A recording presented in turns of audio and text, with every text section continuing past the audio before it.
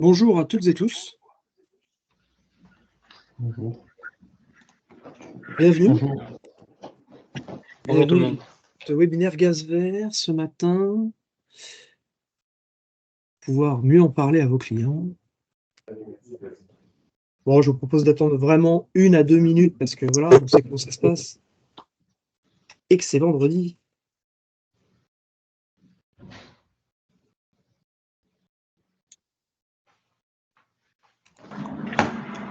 Bonjour messieurs. Bonjour. Bonjour. Bonjour.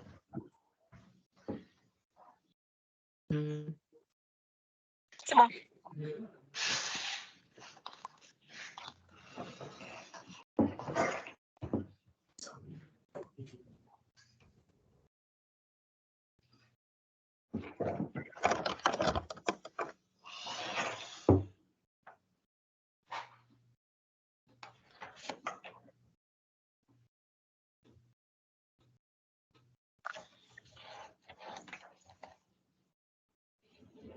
Bonjour à tous.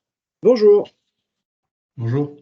Allez, encore 30 secondes et on attaque. Merci en tout cas à ceux qui sont avec nous ce matin.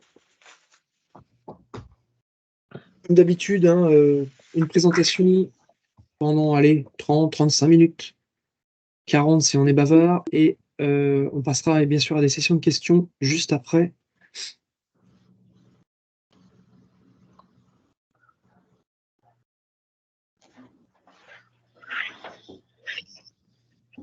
Allez, 11h02, j'attaque. Bonjour à tout le monde, bienvenue à notre webinaire Parlons gaz vert pour mieux répondre aux questions de vos clients et les engager vers cette énergie d'avenir.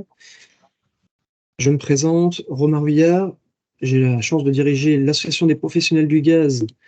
Voilà, l'Association des professionnels du gaz qui est la fusion des 3 organisations professionnelles, CAPEB, FFB, SINASAV et le distributeur GRDF qui est à l'association. Il nous semblait important aujourd'hui de prendre la parole sur l'énergie qui est le gaz vert, parce que ça fait 1 an que l'association PSG n'avait pas forcément pris la parole sur ce sujet, et donc on voulait, le temps de cette petite heure, pouvoir vous exprimer le développement des gaz verts, qu'ils soient de gaz de réseau et de gaz de citerne, et puis avec vous, vous expliquer les avancées de l'association pour faire en sorte qu'on passe des paroles aux actes avec les clients. En tout cas, c'est l'objectif que moi je me fixe avec vous ce matin. Et donc, avant de nous lancer dans l'explication de ce qui se passe sur le gaz vert, je voudrais qu'on se rappelle les consignes, si vous le voulez bien. Déjà, de couper vos micros pendant la présentation, ça évitera évidemment les bruits parasites. De couper vos caméras, si pour le coup, c'est un peu compliqué en termes de bande passante. Si pour le coup tout va bien, je vous propose de les laisser comme ça. Vous pouvez poser vos questions dans la fonction conversation de Teams, que vous soyez sur téléphone ou ordinateur. Et on prendra les questions en fin de webinaire. Ça nous permettra d'alimenter nos questions et notre débat. Comme d'habitude, le webinaire est enregistré pour que nous puissions d'ailleurs derrière diffuser l'ensemble de ces slides sur notre chaîne YouTube. Voilà. J'ai la chance d'avoir 4 participants, ou plutôt 3 participants avec moi aujourd'hui. Emmanuel Bavou, responsable du pôle client et filière GRDF. Antoine Combe, pôle client et filière GRDF. Et Odam Pont, responsable efficacité chez Transgaz Liquide. Alors, est-ce que quelqu'un peut couper son micro? Car j'ai un retour terrible. Merci beaucoup à la personne qui l'a fait. Ils vont donc prendre la parole au fur et à mesure du webinaire pour des interventions spécifiques. Voilà, je me permets, moi, une petite introduction, si vous l'acceptez. J'aurais voulu prendre quelques minutes pour prendre de la hauteur sur, avant de vous parler de gaz vert, sur la stratégie française pour l'énergie et le climat, plus connue sous le nom de SFEC. 2 objectifs impérieux, c'est à respecter, et c'est absolument normal, c'est nos objectifs climatiques et nos objectifs de souveraineté énergétique. C'est ce qui est absolument écrit dans cette stratégie française pour l'énergie et le climat. Évidemment, nous nous devons de respecter la hausse des températures au niveau mondial, et puis faire en sorte d'être moins dépendant de l'extérieur vis-à-vis de l'énergie. 2 objectifs absolument importants, donc des défis sont devant nous, et dans la SFEX est écrit que le défi numéro 1, c'est de réduire nos consommations d'énergie de 40 à 50% en 2050 par rapport à 2021. À l'intérieur de la feuille de route, on y trouve différentes solutions techniques qui sont déjà écrites, noir sur blanc dans ce document, à savoir la maîtrise de l'énergie par les campagnes je baisse, j'éteins, je décale, l'isolation des bâtiments, et on le voit bien avec ce qui se passe sur les nouveaux dispositifs sur MaPrimeRénov', et puis derrière, puisque l'objectif c'est de réduire l'ensemble des consommations d'énergie sur l'ensemble des secteurs, eh bien, le secteur routier des transports eh bien, est pris en compte, notamment par un souhait de l'État de focaliser sur le véhicule électrique, et puis pour le bâtiment, de focaliser sur la mise en place de pompes à chaleur électriques. Deuxième défi, c'est la fin de la production d'électricité à partir de charbon en 2027 et de sortir des énergies fossiles d'ici 2050. Dans le document, il n'y a pas forcément de solutions techniques, en tout cas mises en œuvre dans les premières pages sur ce défi numéro 2, mais on imagine bien qu'elles sont en lien, ces solutions techniques, avec ce défi numéro 3, qui est d'augmenter de 10% de la production d'électricité en 2030 et de 55% en 2050, et doubler la production de chaleur bas carbone d'ici 2035. Les solutions techniques qui sont mises en œuvre sont de prolonger la durée de vie des centrales nucléaires, qui, je le rappelle, sont déjà arrivées à un niveau où, de décennie en décennie, on est toujours surpris de voir ces prolongements, en tout cas programmés, avec le risque potentiel qu'il peut y avoir derrière. Mais aussi est intégrée la production de nouvelles centrales, qu'elles soient de type EPR ou SMR, qui fait que derrière, on va respecter ce défi numéro 3. Et puis, la symbolisation de le souhait de produire de la chaleur et du froid renouvelable par des milliers de sites qui vont pouvoir générer cette énergie, qu'on soit sur du solaire photovoltaïque, thermique, qu'on soit sur du bâtiment, sur du tertiaire ou sur des champs de production PV ou thermique. Même chose pour l'éolien. Et puis, là où la stratégie française pour l'énergie-climat est quand même très orientée électrique, il n'y a rien de nouveau dans ce que je viens de dire, eh bien, il y a une part de gaz qui est symbolisée dans ce document. Gaz vert qui s'établit sur la méthanisation, sur la production d'hydrogène, la méthanation, qui est la récupération de CO2 pour créer à un moment donné des molécules de gaz. Et puis, là où le développement du gaz vert a été très bon élève, puisque c'est l'une des seules énergies renouvelables qui a dépassé ses objectifs dans le cadre de la PPE précédente, eh bien, donne une place, c'est-à-dire on nous demande de faire x4 sur le développement de cette énergie, et quelque part nous en sommes ravis, honorés, et on va évidemment relever ce niveau, même si évidemment la feuille électrique est bien plus intense dans la stratégie française pour l'énergie et le climat.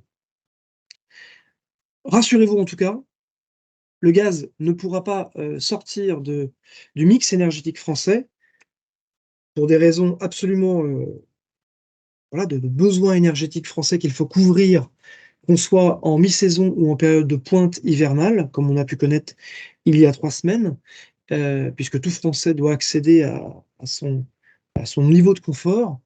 Et donc, pour le coup, le gaz, qu'il soit de type réseau ou de récipient, ne pourra pas disparaître du système énergétique français.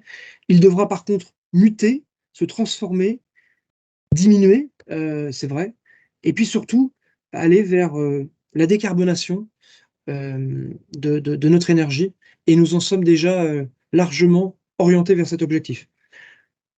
Mais au-delà de ça, aujourd'hui, la filière gaz est largement dans les objectifs initiaux, les éco-gestes.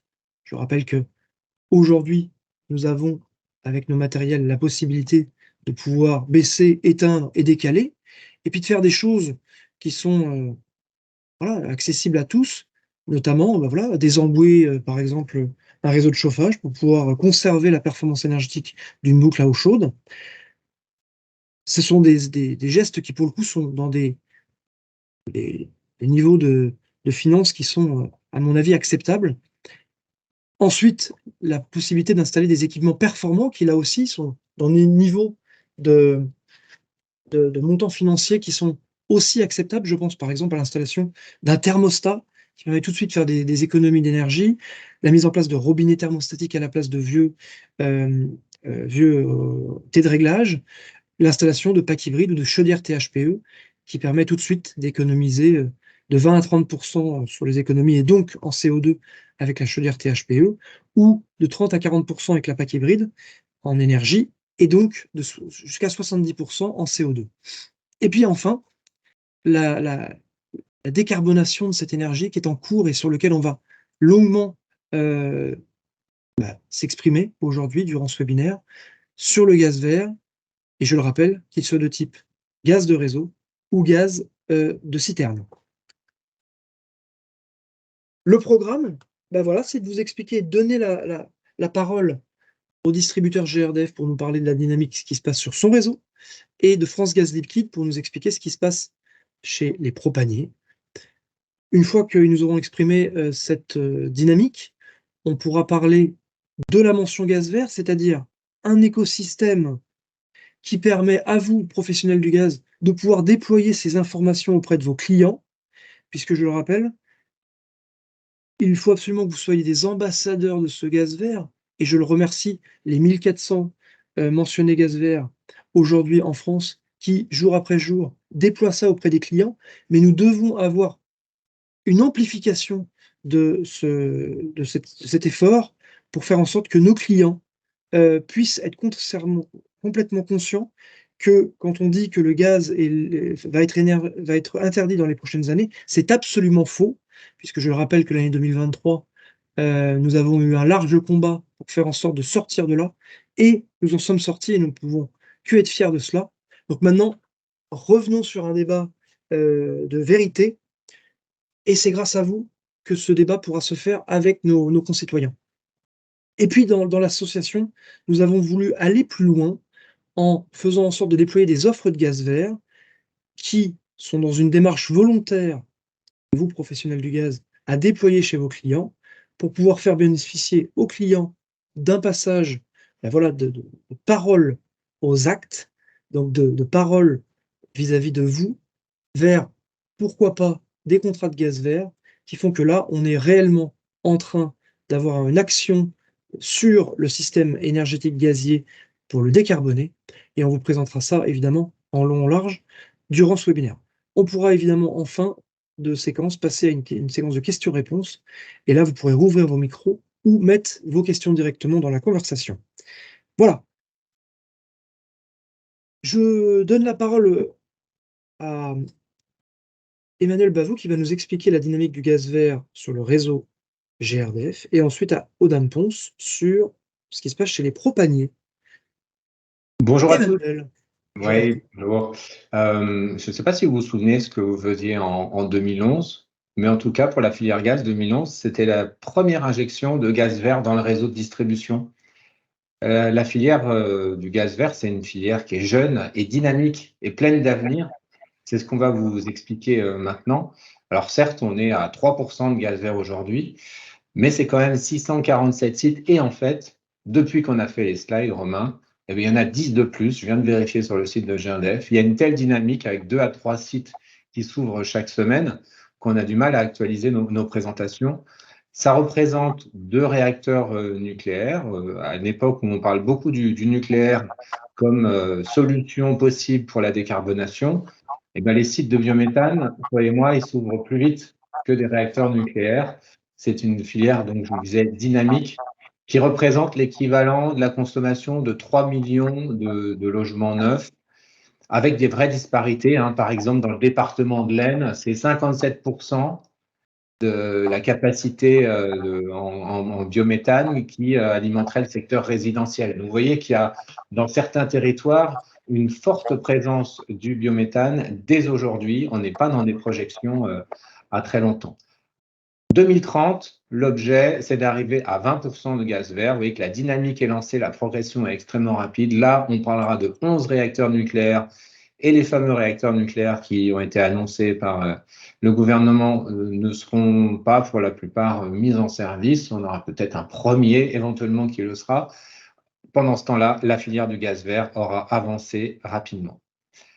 Le slide d'après, on est sur un pas de temps plus lointain, mais qui est finalement la cible de toutes les politiques européennes et françaises sur le réchauffement climatique, c'est atteindre la neutralité carbone. En 2050, le plan, c'est d'être à 100% de gaz vert. Comme vous le voyez sur le graphique en dessous, on ne comptera pas que sur le biométhane, donc issu notamment de déchets agricoles ménagers et des effluents d'élevage, mais sur d'autres filières qui seront matures pour compléter ce mix complètement vert de gaz à l'horizon 2050. C'est tout à fait réaliste. Ça n'est pas uniquement la filière gaz qui s'est prononcée là-dessus. C'est aussi l'ADEME qui a publié un rapport qui permet de montrer que la ressource, elle est là. Et elle est là aussi parce que 2050, il y aura eu des efforts de sobriété. Vous savez sans doute qu'à terme, le logement devra arriver au standard BBC rénovation, c'est-à-dire des consommations divisées par au moins 4 par rapport à la moyenne du parc actuel. Donc, on sera dans une configuration où il y aura moins de consommation et pour le gaz, ce sera 100% vert. Et le gaz, on en a besoin parce que c'est la seule énergie stockable qui va permettre de passer les pics de consommation. Et quand on parle de réchauffement climatique, on parle aussi de dérèglement climatique.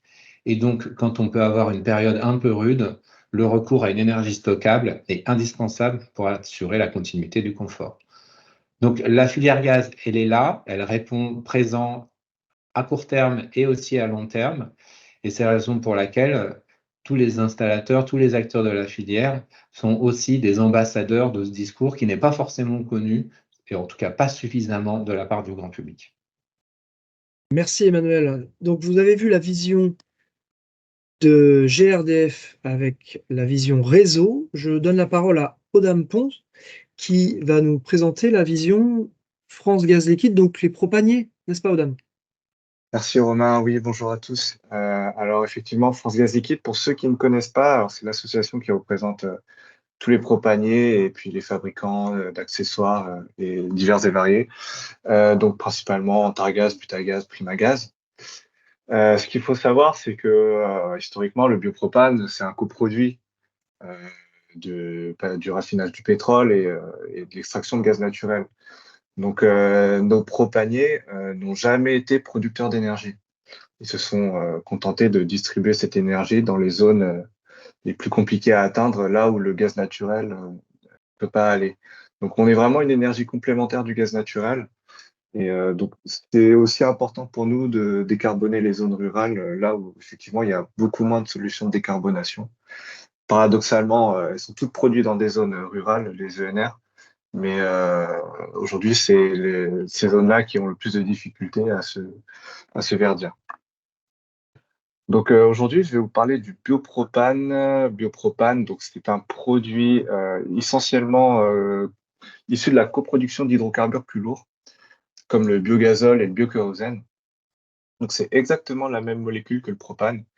Son intégration dans la chaîne ne nécessite aucune modification. Donc s'il faut aujourd'hui dans les chaudières qui tournent, il y a déjà du biopropane et vous ne le savez pas. Nous, on le trace grâce à des dispositifs de certification, mais sinon, c'est totalement transparent pour les clients finaux. Donc, comme je vous le disais, c'est un produit issu de procédés plus lourds. Donc, à chaque fois qu'il y a des nouveaux projets de biocarburants ou de biocombustibles en France ou en Europe, bah, nous, on va regarder en fait s'il y a en fonction des procédés, s'il y a du biopropane qui sont issus de ces projets. Donc, il y a plusieurs types de procédés. Donc, aujourd'hui, je vais vous parler du procédé qui est l'hydrotraitement d'huile végétale. C'est le procédé le plus mature et le plus utilisé à ce jour. C'est notamment le procédé qui est utilisé dans les bioraffineries que vous connaissez peut-être, qui sont la MED, Grand Puy, voilà, ces bioraffineries. Donc, ces projets-là, en fait, vont aller retraiter des huiles. Alors, à la base, c'était des huiles végétales, c'est ce qu'on appelle les huiles, l'hydrotraitement de première génération. Aujourd'hui, on va plutôt s'orienter sur les graisses animales et les huiles alimentaires usagées, les huiles industrielles, les huiles de cuisson, ce genre de choses, pour vraiment essayer d'avoir une économie circulaire et de valoriser des produits et de ne pas empiéter sur les consommations alimentaires. Donc en fait, cette huile, on va la pré-traiter en faisant un premier dégommage, où là, en fait, on va vaporiser l'huile en une multitude de petites gouttelettes et on va y mettre des acides qui vont en fait réduire les phosphores et les impuretés.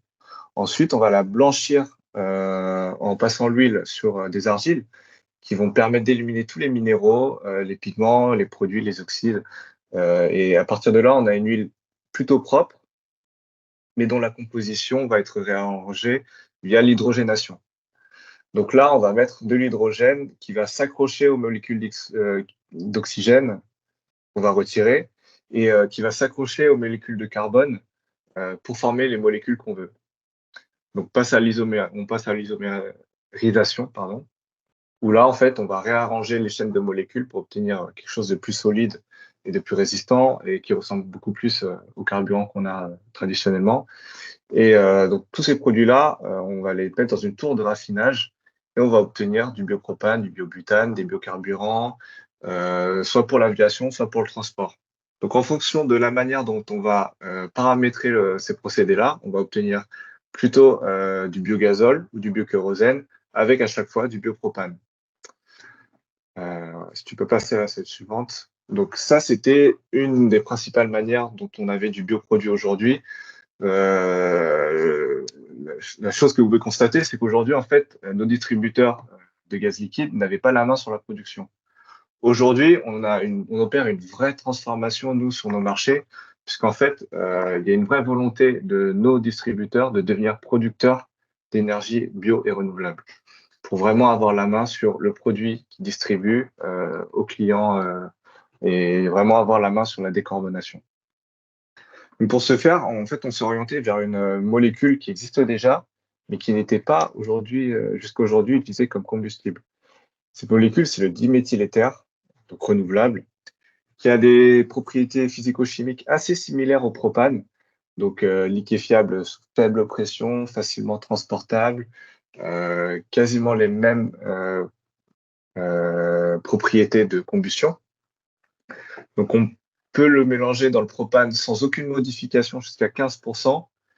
Et au-delà, en fait, on va passer sur des chaudières gaz naturel.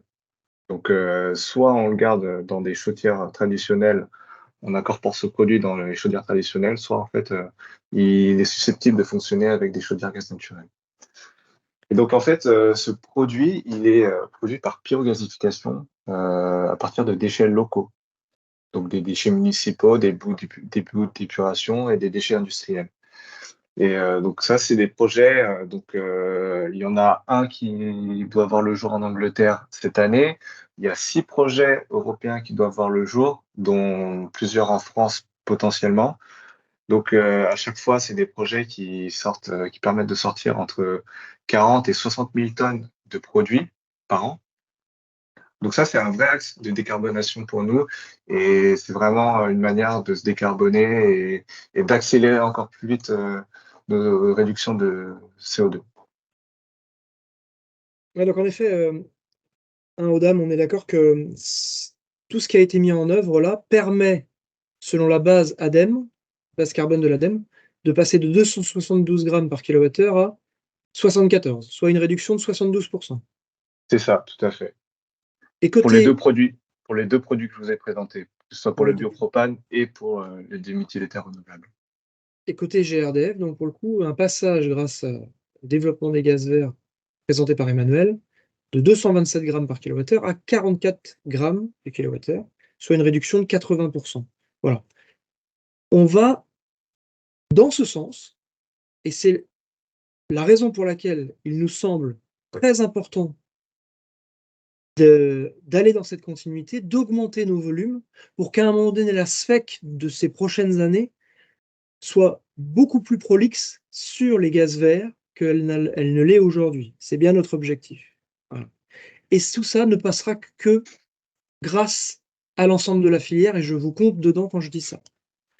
Ainsi, j'aurais voulu passer à la deuxième étape, vous parler de la mention gaz vert qu'on a lancée il y a 1 an et vous expliquer où nous en sommes.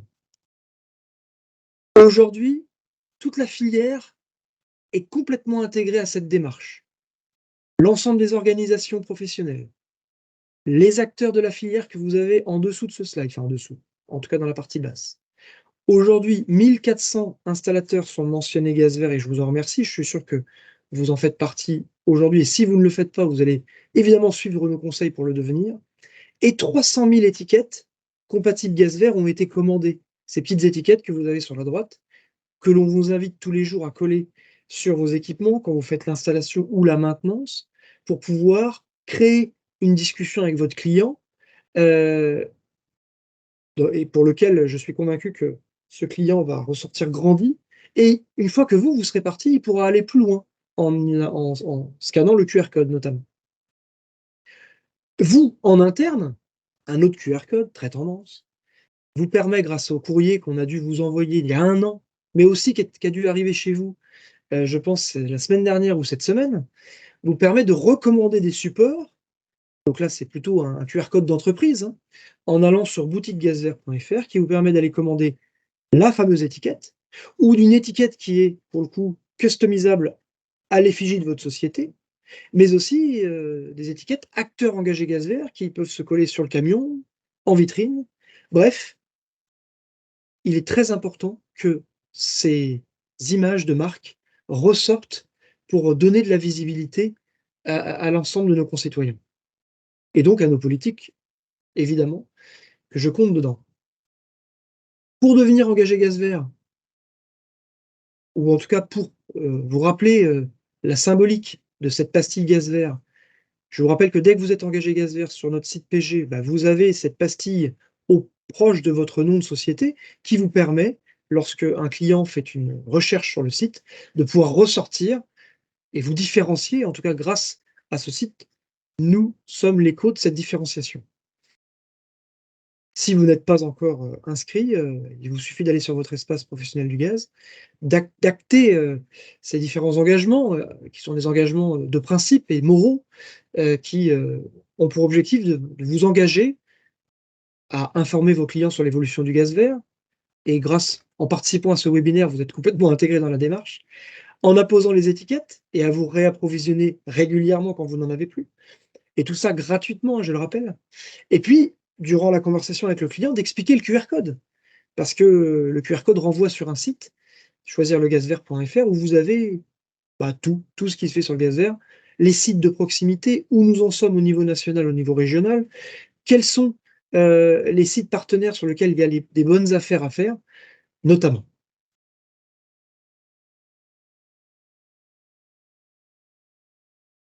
Et puis voilà, ce qui s'est passé en 1 an, c'est notamment des concours, des gens qui se sont mis en avant, et je les remercie, notamment côté Sinasav, durant leur concours. Et d'ailleurs, il y avait des lots à remporter grâce au Sinasav, mais aussi d'autres organisations professionnelles ou d'autres plombiers chauffagistes qui se sont mis en avant. Je pense à Monsieur Botton, qui je crois est présent durant la conférence, et d'autres entreprises comme l'entreprise Boissino, qui voilà, dans le cadre de ces communications, intègrent l'acteur engagé gaz vert pour donner de la visibilité. Et je les remercie.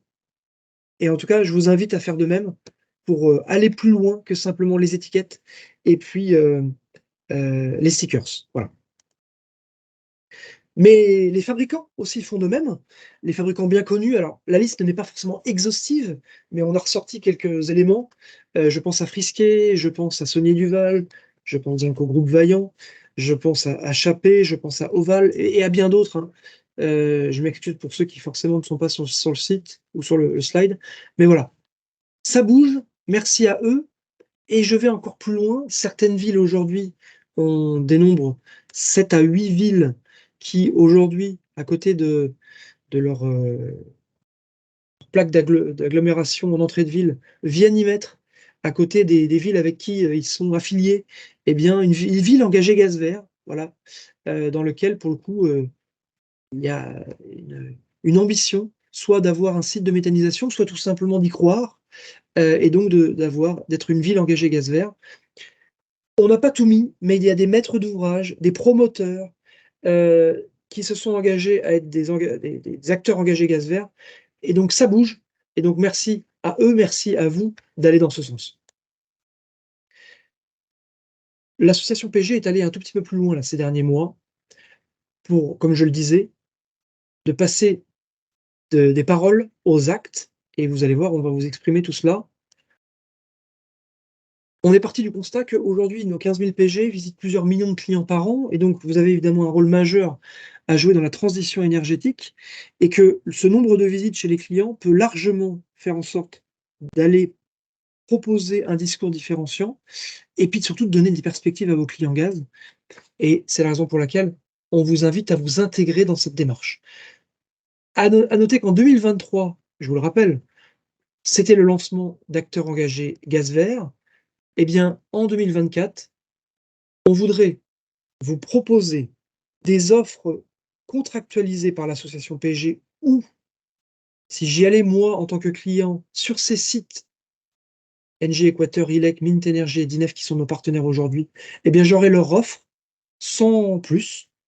Il faut savoir qu'aujourd'hui, l'association PG est allée contractualiser avec ces gens-là pour avoir une réduction à la souscription de l'offre faite par vos clients. On est sur une démarche professionnelle du gaz extrêmement volontaire. Vous ne prenez pas, évidemment, moi je vais vous inviter à le faire, à être un ambassadeur de ces offres pour être des paroles aux actes, mais évidemment, c'est à vous de voir en tant que chef d'entreprise, d'y aller ou pas, mais une chose est sûre, ce qui nous semble très important, c'est grâce à ça, vous allez pouvoir faire bénéficier d'offres exclusives par rapport aux offres de base sur le gaz vert. Vous vous affichez en allant plus loin dans la transition énergétique, et puis vous vous différenciez vis-à-vis de vos clients en proposant ceci. Je rappelle que la démarche est volontaire. Et pour le coup, pas de risque vis-à-vis de votre entreprise parce que vous êtes dans une démarche d'information, vous n'êtes pas dans une démarche d'apporteur d'affaires, ce n'est pas du tout la vision de l'association PG. Notre objectif est de donner les clés au client et ensuite ce client avec ses clés ouvre les portes qu'il veut.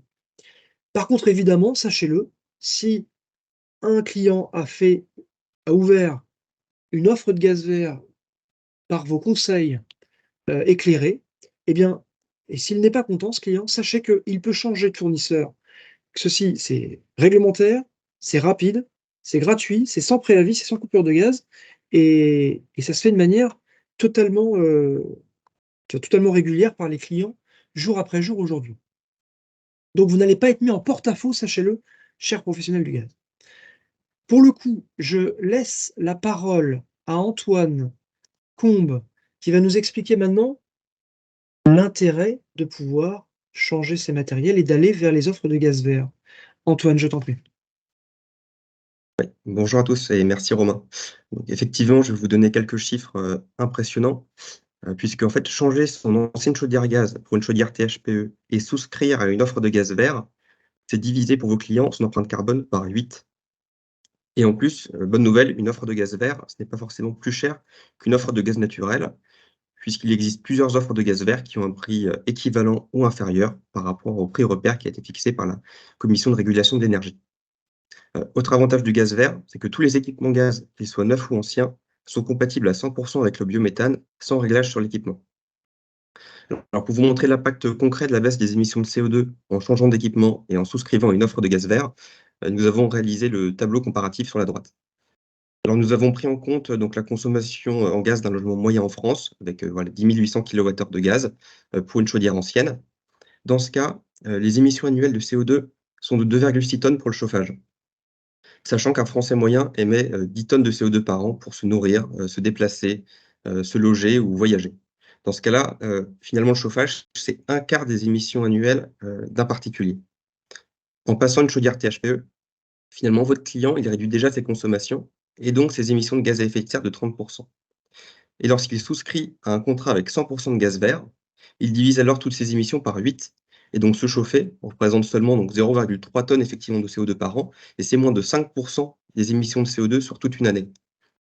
Pour donner un exemple concret de cette réduction qui est vraiment énorme, c'est comme si on roulait finalement 10 000 km par an en voiture. Et donc sur la slide suivante, vous allez voir que effectivement les offres de gaz vert ne sont pas forcément plus chères que les offres de gaz naturel. Nous avons réalisé donc ce tableau comparatif des prix des offres sur une facture annuelle par rapport au prix repère de la Creux.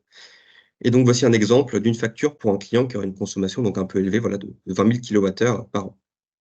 Et donc comme vous pouvez le voir, on a plusieurs offres avec notamment avec 15% de gaz vert qui ont des prix inférieurs au prix repère de la Creux. Et certaines offres, même avec 100% de gaz vert, représentent un surcoût d'environ 10% à l'année.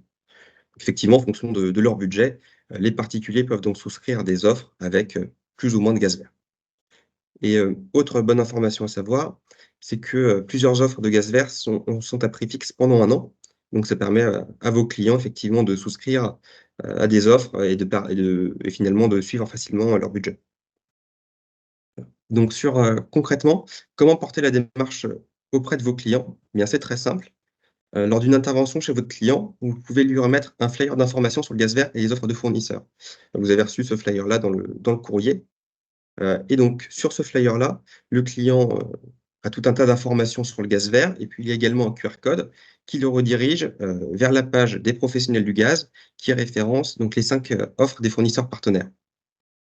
Votre client peut alors comparer ses offres et sélectionner l'offre qui l'intéresse, sachant qu'il peut bénéficier pour certaines offres d'une remise allant jusqu'à 100 € grâce à un code promo à la souscription. Et donc des offres qui sont vraiment très intéressantes.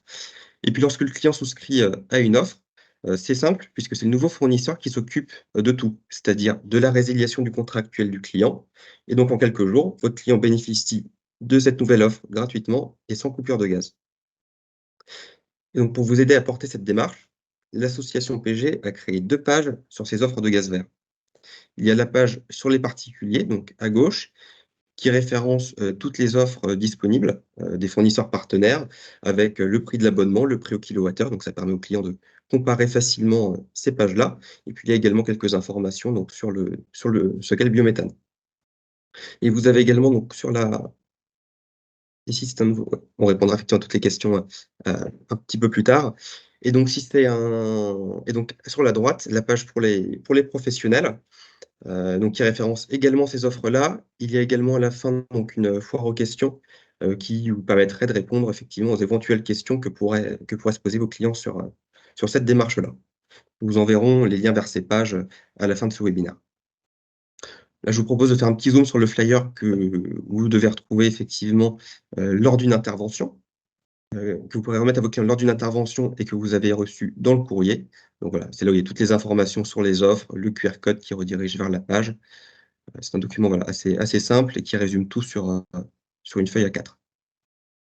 Et vous trouverez également dans le courrier, c'est un autre flyer, donc là qui est pour vous, également pour le technicien, donc qui là en 2 pages et qui effectivement présente les mêmes informations sur le flyer client, mais également des informations en plus sur voilà, comment porter la démarche auprès de vos clients, quels sont les arguments que vous pouvez mettre en avant, et qui redirige également donc sur la page du site PG qui est mise à votre disposition, et puis également sur le site boutiquegazvert.fr où vous pouvez commander gratuitement tous les supports que vous souhaitez pour porter cette démarche-là. Voilà. Et maintenant, je laisse la parole du coup à Emmanuel. Vous avez certainement en tête plein de moments clés auxquels vous pourriez évoquer ça avec vos clients. On en a identifié quelques-uns, notamment lorsque un client qui est au gaz souhaite changer d'énergie, vous en fait part en disant qu'il souhaite passer à une énergie plus respectueuse de l'environnement. À ce moment-là, c'est l'occasion de lui faire un devis avec une nouvelle chaudière et combiner un contrat de gaz vert, parce que comme disait Antoine, on divise par 8 les émissions de gaz à effet de serre. Et finalement, avec un reste à charge extrêmement bas, sans passer par un circuit d'accès à des aides, on a une solution qui respecte l'environnement de façon très pragmatique, avec un équipement robuste et fiable et bien entretenu. Vous avez aussi sur la phase d'intervention, de maintenance sur un équipement, la possibilité d'évoquer ça avec votre client. C'est aussi le cas lorsque vous apposez l'autocollant, d'entrer en conversation avec lui. Et puis, ça peut arriver aussi des clients qui pensent que le gaz est interdit On a vécu la période là de la consultation sur la décarbonation dans le bâtiment. Ça, c'est une manière vraiment d'apporter une réponse pragmatique à un client qui voudrait faire un geste pour l'environnement rapide et peu onéreux, finalement, avant même de changer d'équipement de chauffage. Passer à un contrat de gaz vert, on l'a vu, avec un coût qui est similaire à celui du prix repère gaz, ça se fait en quelques jours, sans dépenser plus, et on peut aller jusqu'à 100% de gaz vert en soutenant cette filière. Donc c'est vraiment quelque chose de rapide et de simple pour des clients qui se poseraient des questions. Ça permet donc de les rassurer sur le choix et le conseil que vous leur avez apporté en leur proposant les solutions gaz. Et puis, comme je disais, ils font quelque chose de concret, rapide et facile pour respecter l'environnement. Merci beaucoup. Je vous souhaite un très bon appétit et à bientôt.